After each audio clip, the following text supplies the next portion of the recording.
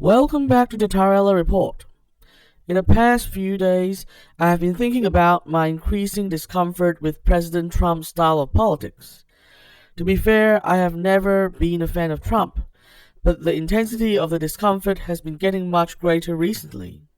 From his abandonment of his party's famous 2016 promise not to appoint a Supreme Court justice in an election year, to his repeated allegations of widespread electoral fraud without evidence, to his decision to schedule 5 federal executions in the lame duck period, knowing that Americans have elected to someone who opposes the death penalty, not to mention his often hypocritical stance on free speech. Through deeper thinking, I realized that what I felt most uncomfortable about Trump was his lack of respect for the idea of the social contract, and more specifically, his responsibility to uphold his end of the contract. You know, acting in good faith towards others, respecting the established processes and conventions of democracy, keeping the promises that you or your team made, and so on. The gentlemen's agreements that keep liberal democracy running. Trump has demonstrated that he has no time for these things, and this has very important implications. The idea of a universal social contract, one that applies equally to every individual and that every individual must uphold, is core to the foundation of liberalism. Indeed, it goes all the way back to thinkers like John Locke. Without a healthy and fair social contract, there cannot be the conditions for liberal democracy and its associated values like free speech and free debate to exist. It's why it's important that if liberal democracy is to be respected, that every candidate who lost an election must concede defeat gracefully. For example, Trump's refusal to do this thus sets a dangerous precedent. Indeed, not only for America, but for the whole of the liberal, democratic Western world. An even more troubling thing is that some Trump supporters actually love this aspect of Trump. They think it's inspiring that a politician, indeed a president, would regularly trample on established processes and conventions to get what he wants. They think this represents strength, while following the rules represents weakness.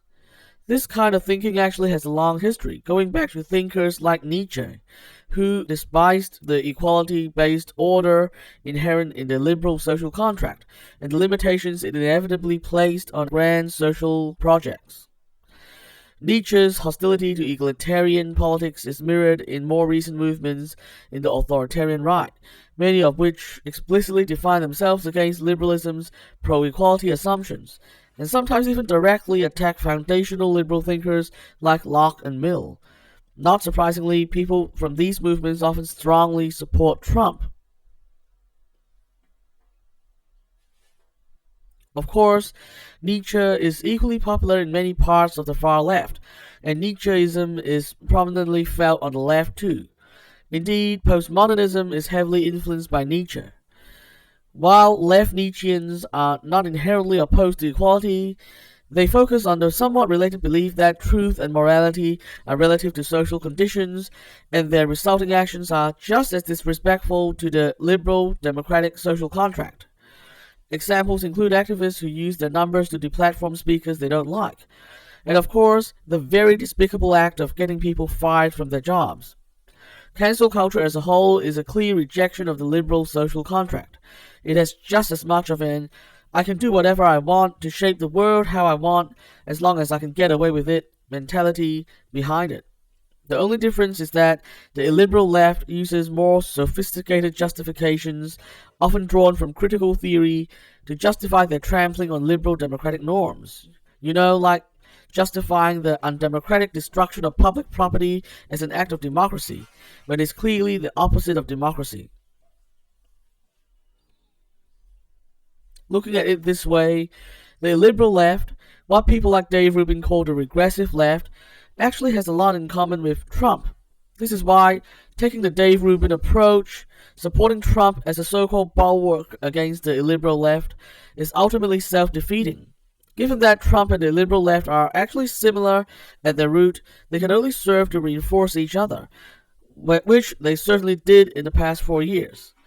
Biden may not be perfect, but at least he is dedicated to upholding the liberal social contract, which means a lot in times like these. Going forward, I guess liberal-minded people need to confront the ideas being spread by the malcontents of the liberal social contract. These people reside on both the far left and the far right, and their justification for opposing liberalism is ultimately simply because it is not as exciting and satisfying as the alternative, that is, being part of some grand social project.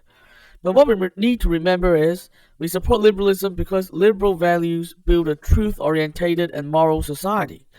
The reason why moral libertarians demand that every individual be given an equal and maximum share of moral agency is because this would prevent the morally wrong from ruling over the morally right, and this would eventually allow the morally right way to be proven correct by its long-term results.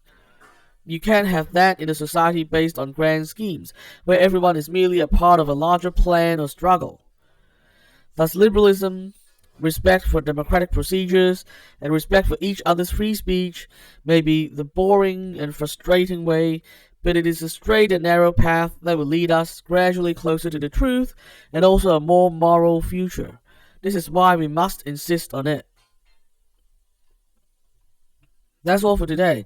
I'll be back next time to discuss another big idea. Subscribe if you want to follow my conversations with other thinkers across the cultural and political spectrum.